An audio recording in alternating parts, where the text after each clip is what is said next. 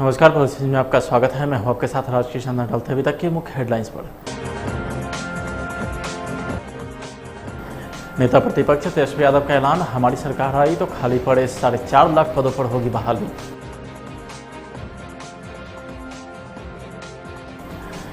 महागठबंधन में seat sharing को लेकर के हलचल तेज, रालोसपा ने आरजेडी को सौंपी सीटों की सूची। सुशांत सिंह केस में मनी लॉन्ड्रिंग की जांच में बड़ा खुलासा, ड्रग्स खरीदने बेचने में भी शामिल थे रिया चक्रवर्ती। और पटना में ईंट पत्थर से कुचलकर युवक की हत्या, इलाके में फैली सनसनी।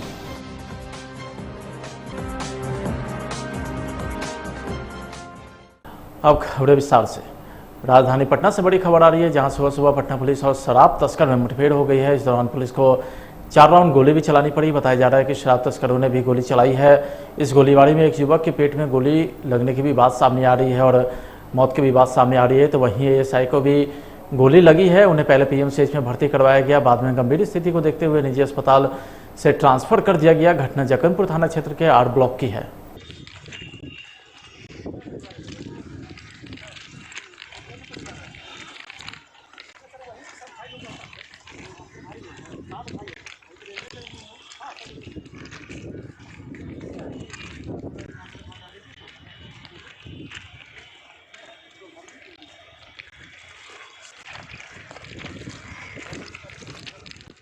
बिहार प्रदेश जनता दल यूनाइटेड कार्यालय में अमर शहीद जगदेव बाबू के 44वें पुण्यतिथि आयोजित की गई, जिसमें माननीय शिक्षा मंत्री कृष्णनंदन वर्मा पुष्प अर्पित कर श्रद्धांजलि दिए। तो और कहा कि बिहार लेनिन अमर शहीद जगदेव प्रसाद जीवन पर्यंत शोषण और अत्याचार के खिलाफ लड़ते रहे। उनके जीवन से लोगों को अत्याचार और न्याय के खिलाफ बगैर किसी भय के खड़े होने की शिक्षा मिलती है। बिहार में चुनावी सरगर्मी के बीच अब नारा और वादों का दौर भी शुरू हो गया है। महागठबंधन को लीड कर रहे तेजस्वी यादव ने बिहार की जनता से बड़ा वादा किया है। तेजस्वी यादव ने बिहार में बेरोजगारी के मुद्दे पर सरकार को घेरने के बाद तेजस्वी ने ऐलान किया कि हमारी सरकार आई तो खाली पड़े 4.5 लाख पदों पर बहाली ली जाएगी। नेता प्रतिपक्ष तेजस्वी यादव लगातार सीएम नीतीश पर भी हमलावर है। तेजस्वी यादव ने नीतीश पर गंभीर आरोप लगाया है। दलित महादलित परिवार के किसी सदस्य की हत्या पर नीतीश कुमार की नौकरी देने के ऐलान पर तेजस्वी यादव अगरों के साथ खड़े हो गए। तेजस्वी यादव ने कहा है कि नीतीश कुमार तो हत्या को प्रमोट कर रहे हैं। पिछड़ी जाति और सवर्ण परिवार के लोगों की हत्या हुई तो उनके परिवार में नौकरी क्यों नहीं।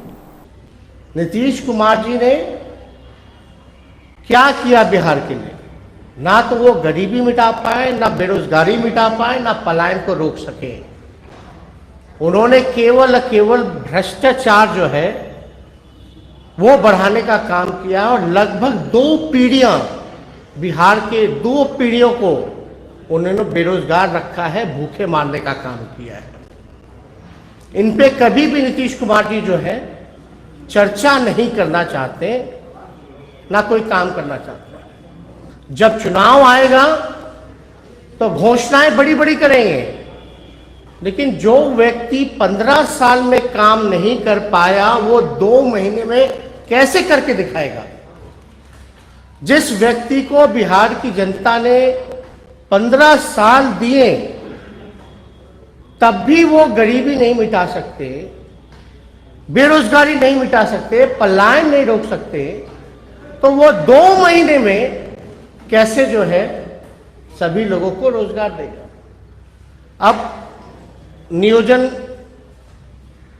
और वेतन वृद्धि का एक झुनझुन्ना है उनका।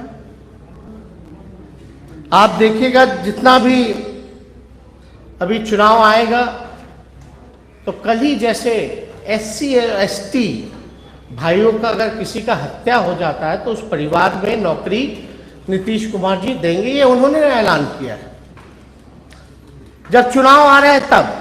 लेकिन वही नीतीश कुमार जी जब SC और ST एक्ट जो उनकी सुरक्षा करने के लिए एक्ट बनाई गई थी, जब उसको खत्म किया जा रहा था तो नीतीश कुमार जी कहां थे? मेरा पहला प्रश्न है कि अगर SC ST एक्ट में आपने समर्थन नहीं किया, आपने खत्म कराने का काम किया हो, तो भारत बंद हुआ, आंदोलन हुआ, सड़कों पे हम लोग आए, तब जाकर के पुनः जो है उसको स्थापित किया गया। लेकिन नीतीश कुमार जी आपकी प्रायोरिटी तो ये होनी चाहिए कि उन दलित भाइयों की हत्या ही ना हो। आप तो हत्या को, दलित भाइयों की हत्या को प्रमोशन देने का काम करे कि भैया जिसके घर में मर्डर होगा हम उसको जो है एक नौकरी जो है हम देने का काम करेंगे।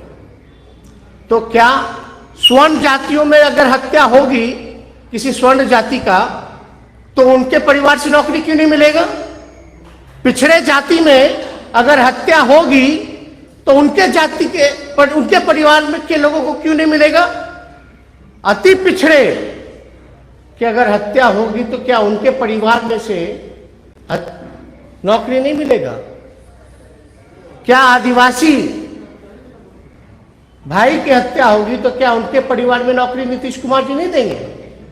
तो ये जो चुनावी जो इनका झुंझुना है ये सबके सामने आ गया। इनका जो दोहरा चरित्र जो है वो सबके सामने आ चुका है। और इलेक्शन में तरह तरह का जो है प्रोपेगेंडा मेन एजेंडा से बेरोजगारी से हटाने का ये पूरा जो है काम करेंगे।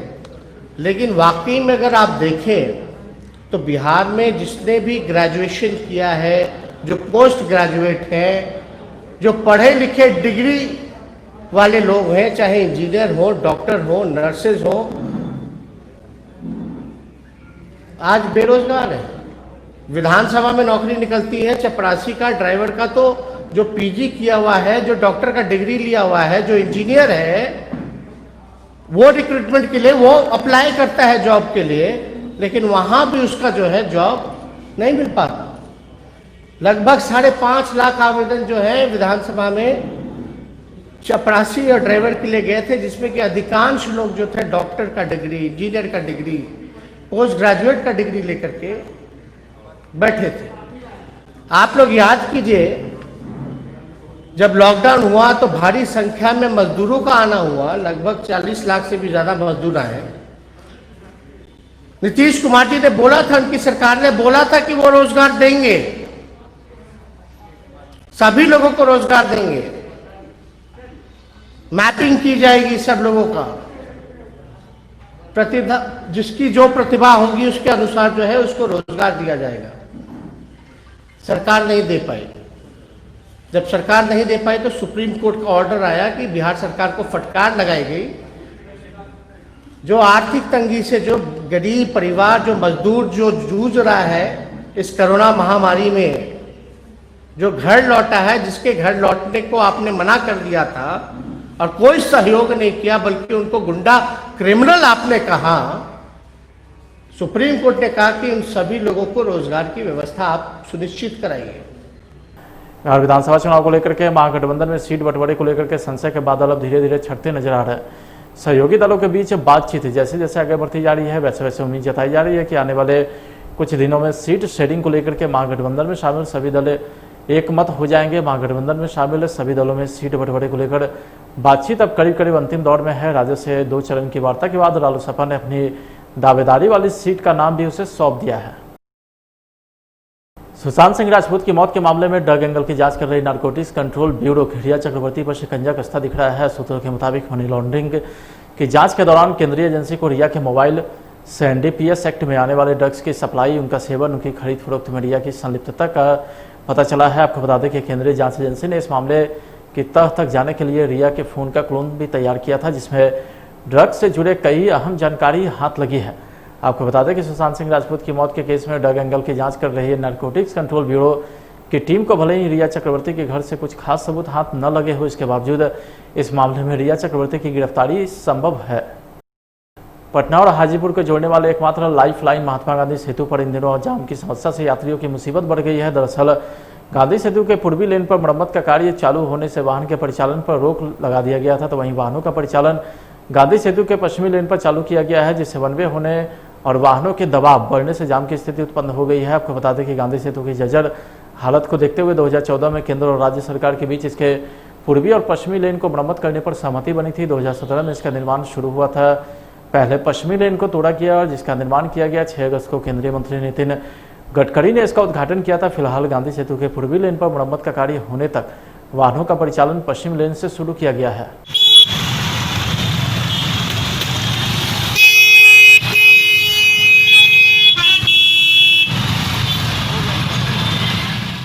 सामाजिक न्याय के पुरोधा दलित शोषित के अधिकारों के लिए अपने प्राणों की आहुति देने वाले शहीद जगदेव प्रसाद की 46वीं शहादत दिवस को शौर्य एवं संकल्प दिवस के रूप में मनाया गया। पटना के बेगमपुर में शहीद जगदेव की जयंती धूमधाम से मनाई गई। सोशल डिस्टेंसिंग आए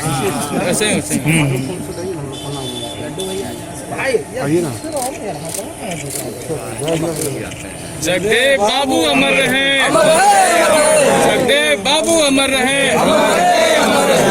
तो वहीं रालोसपा कार्यालय में भी राष्ट्रीय अध्यक्ष उपेंद्र कुशवाहा ने तस्वीर पर पुष्प अर्पित कर शहीद जगदेव प्रसाद की 46वीं जयंती मनाई है। इस अवसर पर पार्टी से जुड़े तमाम बड़े कार्यकर्ता शामिल हुए, जिसके बाद राष्ट्रीय अध्यक्ष उपेंद्र कुशवाहा ने बिहार विधानसभा चुनाव को लेकर मीडिया के सामने अपना बयान भी साझा किए। इस बार के चुनाव में ऐसी सरकार जनता बनाए जो शिक्षा, स्वास्थ्य, पढ़ाई, दवाई, कमाई, वंचितों को सम्मान दिलाने का काम हर तरह से सक्षम हो, इस तरह की सरकार लोग बनाए। आरएलएसपी सर सीटों का गणित की खबर यह कि स्पष्ट कर दी कि कितनी सीटों पर चुनाव लड़ेंगे।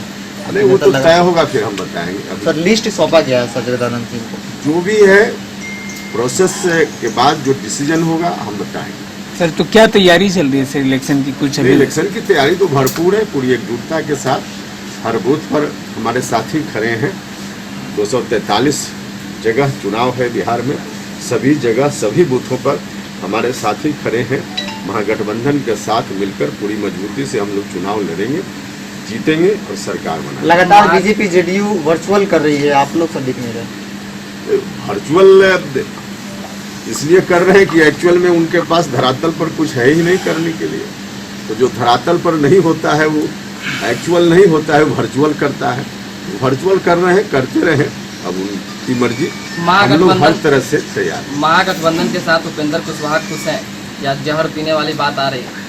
अरे भैया, उन चीज़ों का अर्थ आप जिस रूप में लगाइए, मेरे कहने का सिर्फ इतना ही मतलब है, हमारा लक्ष्य है एनडीए को हटाना और अच्छी सरकार जो महागठबंधन ही आज देने का काम कर सकता है वैसी सरकार लाना, और उस तरह की सरकार को लाने में, गठबंधन की एकजुटता को बनाने में हम हर तरह से तैयार हैं।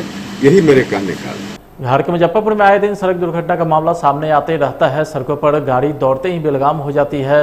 अनलॉक में सरकार के आदेश के बाद सड़क पर यमराज दौड़ना शुरू हो गया है। प्रतिदिन सड़क दुर्घटना में कोई न कोई अपनी जान गंवा रहा है। तो वहीं ताजा मामला अहियापुर थाना क्षेत्र का है, जहां तेज रफ्तार ट्रक की चपेट में आने से एक व्यक्ति की मौत हो गई है।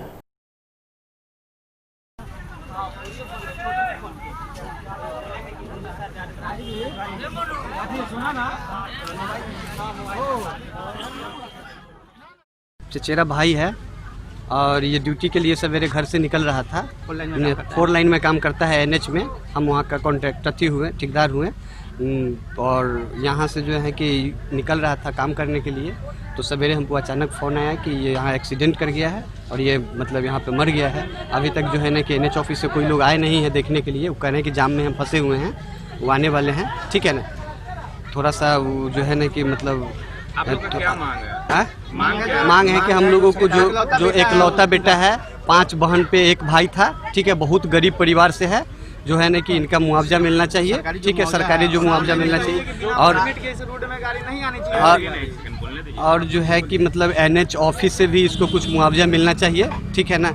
और बहुत दिनों से जो है कि लगभग मार्च से काम चल रहा था। जिनका एक्सीडेंट हुआ उनका क्या नाम हुआ? उनका नाम विवेक कुमार हुआ। विवेक कुमार पासवान है, माधोपुर, अब्दुल नगर माधोपुर का रहने वाला है, और देवेंद्र पासवान का बेटा हुए, ठीक है ना। एनएच में काम करता है? जी एनएच में चांदनी चौक से लेके और चकिया तक का काम है। वरिष्ठ शिक्षाविद आचार्य श्री सुदर्शन जी महाराज ने शिक्षक दिवस के अवसर पर राज्य के शिक्षकों को बधाई एवं शुभकामना दी है। आचार्य सुदर्शन जी महाराज ने अपने संदेश में कहा है कि समाज और राष्ट्र के निर्माण में शिक्षकों का बहुत बड़ा योगदान है। उन्होंने बताया कि शिक्षक समाज के मेरुदंड है, इनको हर स्तर पर आदर और सम्मान मिलना चाहिए। शिक्षकों को आज के युग में बच्चों को पढ़ाने से ज़्यादा प्रोत्साहित किए जाने की आवश्यकता पर आचार्य श्री सुदर्शन जी महाराज ने बल दिए। शिक्षक दिवस 2020 के अवसर पर मैं अपने समस्त शिक्षक भाइयों बहनों सबको अपनी शुभकामना दे रहा हूं। दरअसल शिक्षक का दायित्व तो आजकल के युग में बहुत बढ़ गया है। आप देख रहे हैं कि सारे विद्यालय बंद हैं, शिक्षक घर में बैठ गए हैं, और ऐसी परिस्थिति में फिर भी लोगों ने ऑनलाइन कक्षाएं चलाना शुरू किया और बच्चों को पढ़ाने का अपना जो दायित्व है उसे पूरा करने का संकल्प किया। इसके लिए हमारे सभी शिक्षक बधाई के पात्र हैं। पहली बात तो यह कि शिक्षक एक क्रांति बीज होता है, एक क्रांति है। शिक्षक का अर्थ ही होता है क्रांति, जो बच्चों की तंद्रा को तोड़ दे, बच्चों के निंद्रा को तोड़ दे, बच्चों के मन में जो शंकाएं हैं, संदेह हैं, उसको तोड़ दे। तो इस कार्य के लिए हमारे शिक्षक बंधु लगे हुए हैं, मैं उन्हें अपनी शुभकामना देता हूं। और एक दायित्व तो और है कि आज के परिवेश में आप बच्चों को प्यार करना शुरू करें। बच्चों को पढ़ाने से अधिक उन्हें भय मुक्त करने की जरूरत है। बच्चे बहुत सहमे हुए हैं, बहुत डर गए हैं। यह जो आजकल का परिवेश है, उन्हें बताएं कि अगर तुम नियम पूर्वक चलोगे, भगवान की आराधना करोगे, भगवान की पूजा करोगे, भगवान की प्रार्थना करोगे, माता पिता के आदेश का पालन करोगे, तो तुम्हें जीवन में हमेशा सफलता मिलेगी। बड़ी खबर पटना सिटी से आ रही है, जहां मलसलामी थाना क्षेत्र के कटरा बाजार स्थित मां भट्टा पर एक युवक की लाश बरामद हुई है। युवक की हत्या ईंट पत्थर से कुचलकर की गई है। हालांकि इस हत्या से इलाके में सनसनी फैल गई है। फिलहाल पुलिस मामले की जांच में जुटी है। पुलिस मौके वारदात पर पहुंचकर मामले की भी जांच करती रही। पुलिस को मौके वारदात से एक पर्स, ATM कार्ड और स्टाम्प पैड भी मिला है।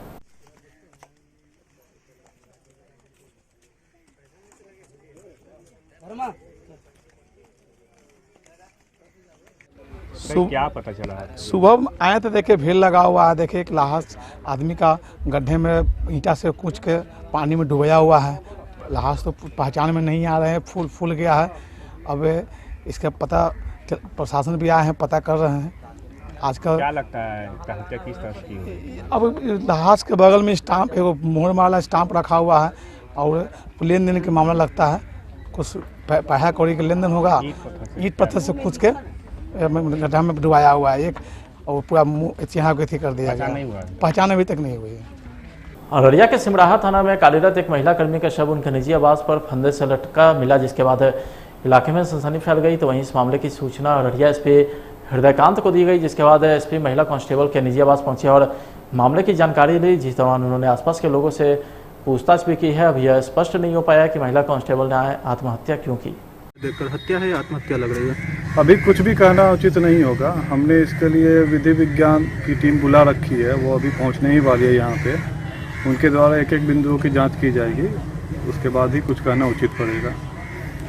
बताया जा रहा है कुछ दिनों से वो डिप्रेस में थी, ऐसी कुछ? हाँ, ऐसी बात हमें भी पता चल रही है, लेकिन अभी उसके परिजन भी नहीं आए हैं। मकान मालिक के द्वारा भी इस बात की पुष्टि की गई है। साथ में काम करने वाले जो लेडी कांस्टेबल थी, उन लोगों ने बताया कि 1-2 दिन से थोड़े तनाव में चल रही थी, लेकिन कुछ विशेष कारण अभी तक पता नहीं चला है। तो परिजन के आने के बाद, और जैसा कि आपने देखा कि अभी तक हमारी टीम भी कमरे के अंदर नहीं गई है, we are still waiting for the forensic team. तो उसके बाद और छानबीन करेंगे, तभी इसके बारे में ज़्यादा जानकारी मिल पाएगी। और कहाँ की रहने वाली थी? ये मूलतः मुंगेर की निवासी थी। मुंगेर कहाँ की? ये पता डिटेल अभी लाया जा रहा है पुलिस लाइन से उनका रिकॉर्ड को, उसके बाद आपको साथ शेयर किया जाएगा। 18 बैच की थी ये जी। उसके बाद ट्रेनिंग खत्म होने के बाद अररिया जिला उनका पहला पोस्टिंग था। तो पहला पोस्टिंग अररिया था? हाँ, 2 फरवरी में उन्होंने आके यहाँ पे सिमराहा थाना में योगदान दिया था, तब से यहीं ड्यूटी कर रहे थे। अपने वेतन मांगों को लेकर के ANM कर्मियों ने सिविल सर्जन कार्यालय के सामने धरना प्रदर्शन किया है। अररिया में ANM कर्मियों ने स्वास्थ्य मंत्री एवं सिविल सर्जन के खिलाफ जमकर नारेबाजी कर विरोध जताया। ANM कर्मियों ने कहा है कि कोरोना में घर छोड़कर ईमानदारी पूर्वक काम किया है। पिछले 6 महीने से वेतन भी नहीं मिला है, जिस कारण काफ़ी परेशानियों का सामना करना पड़ रहा है। किराया देने तक के भी पैसे नहीं है, इसलिए धरना दे रहे हैं। इस मौके पर सैकड़ों की संख्या में कर्मी शामिल हुए।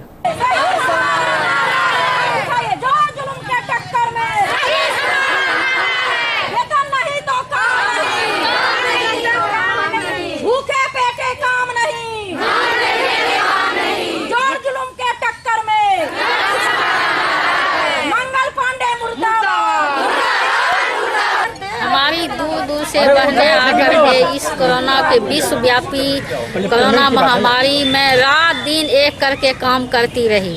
ये अपने परिवार बाल बच्चे को संभालती हुई रात दिन मेहनत करती है, लेकिन दूर दूर से आके भूखे पेट कब तक काम करेगी। 6 महीना हो गया है वेतन को, ना हम लोग को प्रोत्साहन राशि मिला है और ना वेतन मिल रहा है। कितना दिन ये लोग कितना कठिनाई से दूर दूर से इसको हर चीज़ का हर प्रॉब्लम होता है। रूम मालिक निकालने पर मजबूर है, राशन वाले राशन नहीं देते हैं, दूर घर है, छुट्टी भी नहीं मिल रही है जो कि लोग घर जा कर के अपना सामान ले आवे खावे। क्या करेगी हमारी बहनें?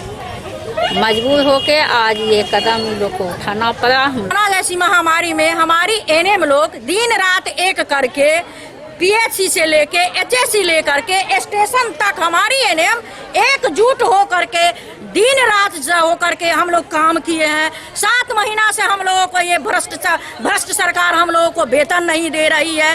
काफी कठिनाइयां हम लोगों को है। हम लोगों को पोस्टिंग समस्तीपुर से अररिया किया गया, पैसा का अभाव है। डेरा मालिक हम लोगों को रूम खाली कराने पे मजबूर कर दिया है। राशन वाले हम लोगों को राशन पानी नहीं दे रहा है। बताइए कि एनएम बहन क्या करेगी इस सरकार के साथ?